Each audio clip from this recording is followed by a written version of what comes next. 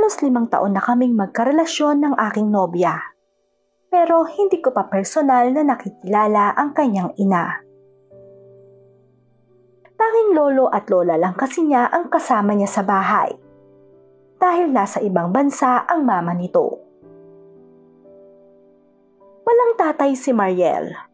Sapagkat bata pa lang daw siya ay naghiwalay na ang kanyang mga magulang. Ganun pa man, ay lumaking magalang at mabait namang bata ito. Bagay na siyang nagustuhan ko sa kanya. Sa unang pagkikita at magkakakilala pa lang namin ni Mariel, ay talaga namang tinamaan na ako rito. Simple, mahinhin, masipag mag-aral, at mabait kasi ito na ni minsan ay hindi ko nakita sa ibang babae. Kaya naman nang makilala ko siya, ay hindi na ako nag-aksaya pa ng panahon noon para maging kaibigan niya. Kahit pa nga nung mga panahon na yon ay may nobya pa ako. Sa totoo lang ay hindi ko naman talaga intensyon noon na masaktan ang ex-girlfriend ko. Basta nagising na lang kasi ko isang araw na si Mariel na ang gusto ko. Ganun pala talaga ang pag-ibig. Kapag napana ka na ni Cupido, ay hindi ka makakaligtas.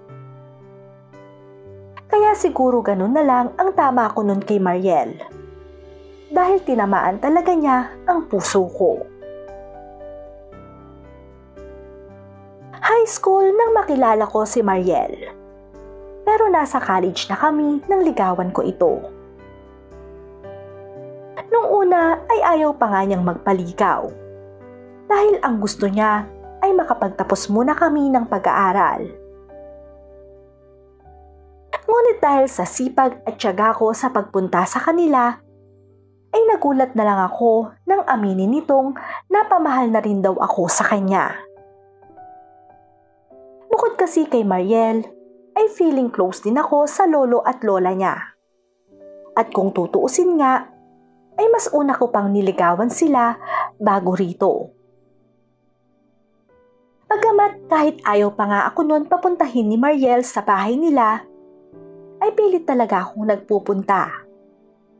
Dahil may pagkakataon na gusto ko talaga itong makita. Hindi si Mariel ang unang naging nobya ko. Sa katunayan, ay bago ko siya ligawan, ay nakatatlong girlfriend muna ako. Hindi naman kasi sa pagmamayabang, ay may kagandahang lalaki rin akong tinataglay. Kung kaya't marami ring mga babae ang nagkakagusto sa akin noon.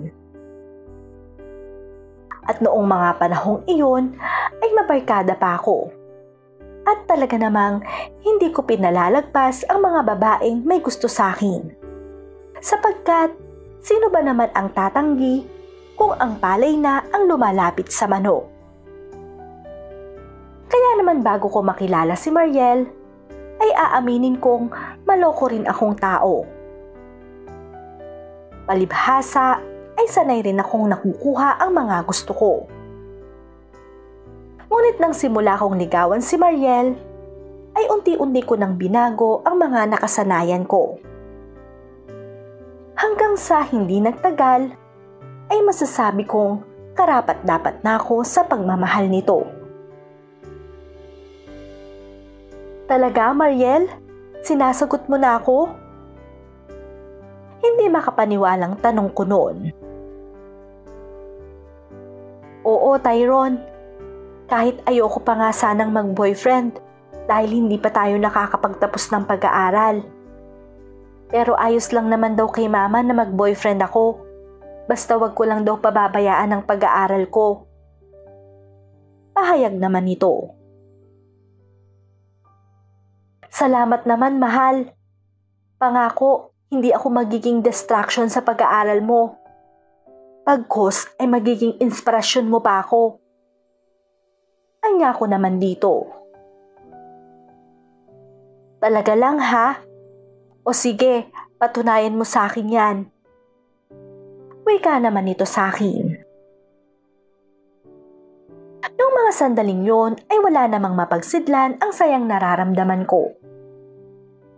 Halos 3 taon din kasi akong nanligaw sa kanya bago ako sagutin nito. Kaya naman, para tuloy ako nun tumama sa loto dahil nakamit ko na ang matamis na oo ni Mariel. At nung mga panahon na yon, ay doon ko lang napatunayan sa sarili ko na sobra ko palang mahal ito. Dahil sa lahat ng naging girlfriend ko, ay bukod tanging sa kanya lang ako nagkaganon. Ganun pa man, sa tingin ko naman ay worth it ang sakripisyong inilaan ko kay Mariel. Dahil kung tutuusin, ay maswerte ako rito. Sapagkat ibang-iba siya sa mga babaeng nakarelasyon ko. Sa katunayan nga, ay botong-boto sa kanya ang aking pamilya. Dahil masipag at magalang raw ito. Kung magabae, all-in-one na si Mariel. Kaya naman, hindi ko na ito pinakawalan pa. Sa halos 5 taon ng aming relasyon, ay minsan lang kami nito nagkatampuhan. Hindi naman kasi mahirap kausap ito, lalo na't maunawain siya sa mga bagay-bagay. Yun nga lang ay may pagkakonserbatibo ito. At hindi siya katulad ng iba na halos sila pa ang nagbibigay ng motibo sa aming mga lalaki para umabot kami sa isang milagro. Malalim kasi ang pananaw ni Mariel pagdating sa pakikipagsiping. At gusto niya na bago kami umabot doon ay maikasal muna kami. Kaya naman malaki talaga ang respeto ko rito. At ipinangako ko rin sa kanya na kahit ano ka kung mangyari ay hihintayin ko ang pagkakataon na yon. Isa pa ay makakaasa rin kako siya na tutuparin ko ang pangako ko sa kanya. Sa katunayan nga ay hanggang hawak kamay lang ang nagagawa ko rito. O maswerte na kung minsan na nakakahalik ako sa pisngi niya. Pero kahit ganon, ay masaya at kontento na ako kay Mariel. Dahil alam kong siya na ang babaeng gusto kong makasama sa aking pagtanda. Bukod doon, ay alam ko rin naman na wala na kaming problema sa aming mga pamilya. Dahil both side ay boto na sila sa amin. Lalong-lalo na nga ang lolo at lola ni Mariel, na itinuring na rin nila akong parang tunay na apo. Yun nga lang, pagdating naman sa mama nito, ay wala pa akong idea kung ano ba ang magiging estado ko rito. Ngunit nang makilala ko ito ng personal at bigyan ako ng kondisyon bago hingin ang kamay ng kanyang anak, ay halos manlumo naman ako. Sa totoo lang, ay buong akala ko na kung ano ang bunga ay siya rin ganon ang puno. Kaya naman ang inaasahan ko ay ganon rin ang ugali ng mama ni Mariel sa kanya. Pero dahil nasa ibang bansa ang mama nito, ay madalang ko lang din ito kung makausap. Nakilala ko nga lang ito ng personal nang mag-propose na ako kay Mariel. At dahil sa pangyayaring iyon, ay napilit nito na umuwi muna ng Pilipinas ang kanyang ina. Maganda, sexy, at makinis ang balat. Ganyan ko maidi-describe ang mama ni Mariel. Bukod doon ay medyo bata pa ito kung tingnan. Kung kaya't mapagkakamalan mo lang silang dalawa na parang magkapatid lang. Yun nga lang, kung ano ang ikinakonserbatibo ni Mariel, ay siya namang ikinaliberated nito. Sa katunayan ay daig pa nga niya ang anak kung manamit ito. Nang sunduin namin sa airport ang mama ni Mariel na si Tita Leslie, ay tanging shorts lang na mahigsi ang suot nito at pinartneran lang ng fitted na blouse. May kulay rin ang buhok ni Tita Leslie na siyang bumagay naman sa kanya. Higit sa lahat ay medyo may kaliitan lang din ito at may balingkinitan ang pangangatawan na siya namang mas nagpabata sa kanya. Nung una ay hindi ko pa nga inaakala na ito talaga ang mama ni Mariel. Pero nang ipakilala na ako nito, ay nun ko lang napagtanto na malaki pala ang pagkakaiba ng mag-ina. "Ma, nandito kami!" Hiyaw ni Mariel nang makitang palabas na ang kanyang mama. Nang makita naman kami nito, ay agad na lumapit sa amin siya at niyakap ang anak. "Kamusta na, anak? Totoo bang mag-aasawa ka na?" Tanong nito kay Mariel. "Opo, ma. Total naman ay tapos na kami pareho ni Tyrone. At may kanya-kanya na rin kaming mga trabaho." Tugon naman nito. "Siya nga po pala, si Tyrone ang magiging manugang nyo. Mahal, si Mama, ang maganda kong ina." Pagpapakilala nito sa amin. "Ikinagagalak ko po kayong makilala, tita." Pagbati ko naman dito, sabay lahat ng aking kamay para sana makipagkamay. Ngunit imbes na abutin nito iyon, ay nagulat na lang ako nang ibeso-beso niya ako. Sa ginawang iyon ni Tita Leslie, ay para bang may kung anong init akong naramdaman na hindi ko maipaliwanag. Ganun pa man, ay binaliwala ko lang yon. Dahil alam kong natural lang sa mga galing sa abroad ang ganong paraan ng pagbati nilang yon. Bago naman umuwi, ay dumaan muna kami sa isang restaurant upang kumain. At habang kumakain, ay panay lang ang kwentuhan ng mag-ina, habang ako ay nakikinig lang. Kung minsan ay tinatanong ako ni Tita Leslie, pero kadalasan ay si Mariel ang sumasagot. Kaya naman nanatili lang akong nakikinig sa kanilang dalawa. Hanggang sa matapos kaming kumain ng mga ito. Pagdating sa bahay nila Mariel ay agad na rin akong nagpaalam kila Tita Leslie. Nang sa ganon ay makapagkwentuhan pa kako ang mag-ina. Bago naman umuwi ay binigyan pa ako ng mga pasalubong nito. At pagkatapos ay nag-insist pa siya na ihatid ako sa gate nila. Nang aalis naman na ako ay nagpasalamat pa ito sa akin. At pahabol pang sinabi na, "Pwede ba kitang makausap ng tayo lang?" Tanong nito. "Po?" Naguguluhan ko namang tanong rin dito. Sabi ko, "Pwede ba kako kitang makausap nang hindi kasama si Mariel? Alam mo na, bago kayo ikasal, syempre gusto ko namang makabanding muna ang magiging manugang ko." Anya nito sa akin. "Ganun po ba? Sige po. Kailan niyo po ba gusto?" Tanong ko muli dito. "Bukas sana ng hapon. Magkita tayo sa restaurant na kinainan natin kanina nila Mariel. Sana lang wag mo nang banggitin ito sa kanya." Wika ni Tita Leslie na agad ko rin namang sinang-ayunan. Pagkatapos ng pag-uusap naming iyon ay nagpaalam na ako kay tita.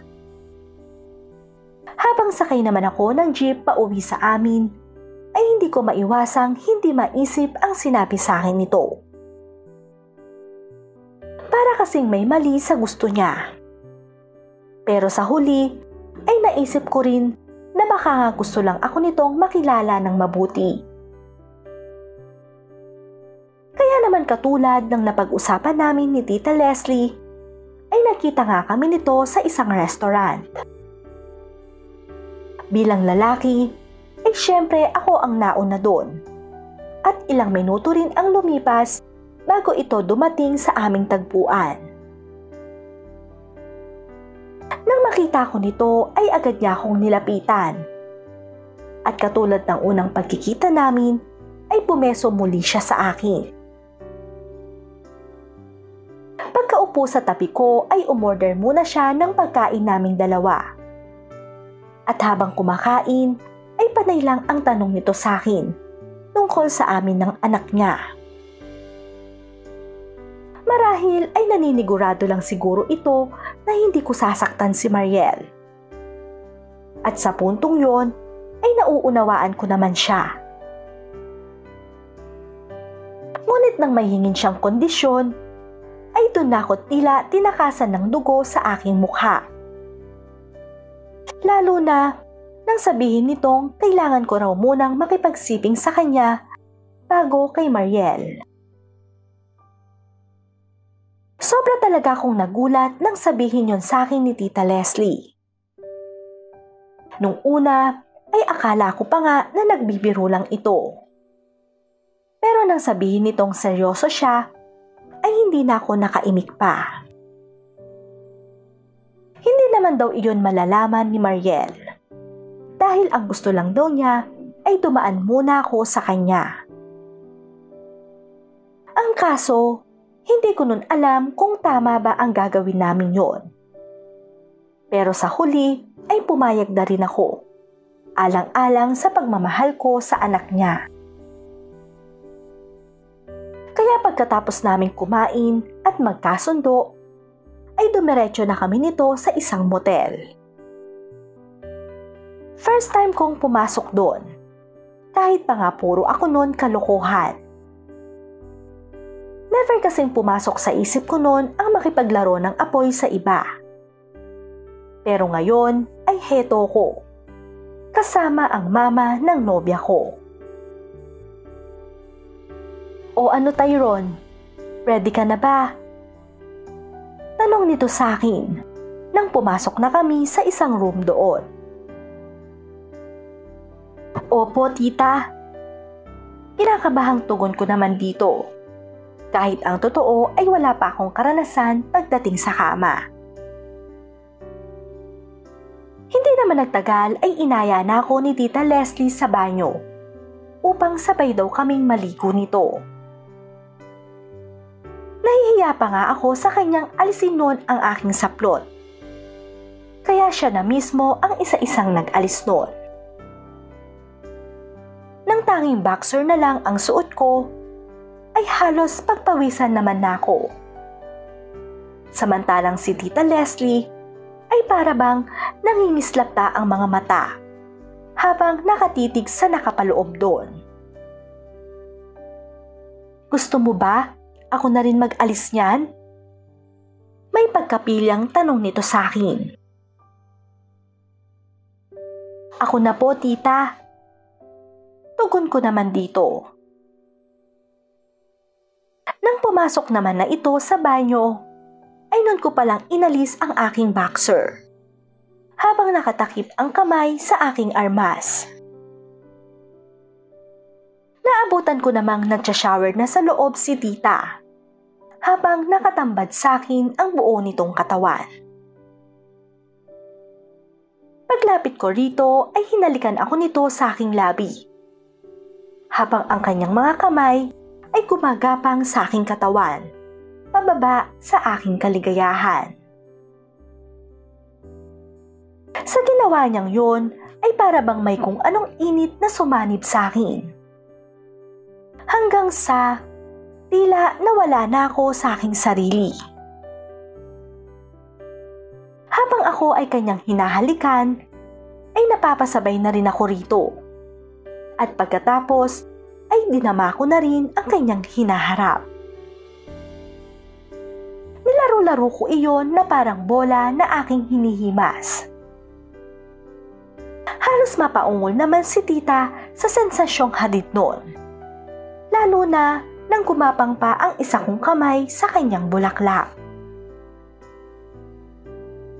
Nang tila saniban na rin ito ng init sa katawan, ay para bang mas naging wild ito. Hanggang sa hindi na namin nakontrol pa ang aming mga sarili. Hindi na nga kami nito umabot pa sa kama dahil hindi na namin napigilan pa ang sensasyong aming nadarama. Kung ano-ano namang posisyon na lang ang ginawa namin doon sa banyo para ilabas ang init sa isa't isa. At nang matapos, ay sabay na rin kami nitong naligo. Hanggang sa tuluyan na kaming maghiwalay nito nung araw na yon. Pagkatapos ng pangyayaring yon, ay hindi naman na mawala-wala sa isip ko ang ginawa namin ni Tita Leslie. Sa katunayan, ay bago kami ikasal ni Mariel, ay ilang beses pang naulit ang milagrong yon. Nangako naman si Tita na walang makakaalam sa namagitan sa aming dalawa, lalo na si Mariel. At sa puntong yon, ay nakahinga ako ng maluwag.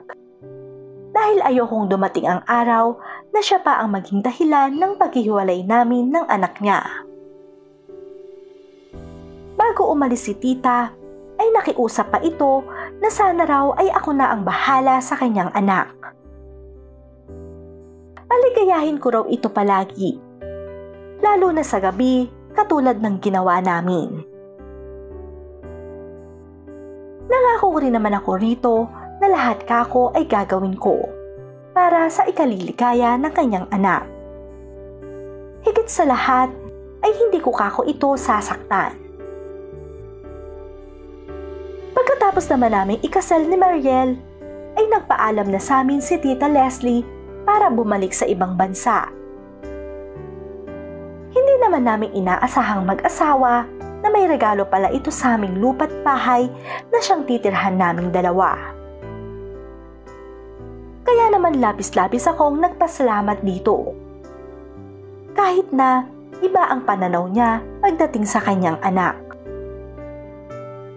Ganun pa man, sa kabila nun ay napaligaya naman ako nito. At inaamin ko na malaking bagay rin ang ginawa niya para magkaroon ako ng experience pagdating sa kama. Kaya naman, ginamit ko yon na mag-honeymoon kami ni Mariel. At masasabi kong naging effective yun sa kanyang anak. Hanggang dito na lang ang aking kwento. Ang inyong tagapagbahagi, Tyrone.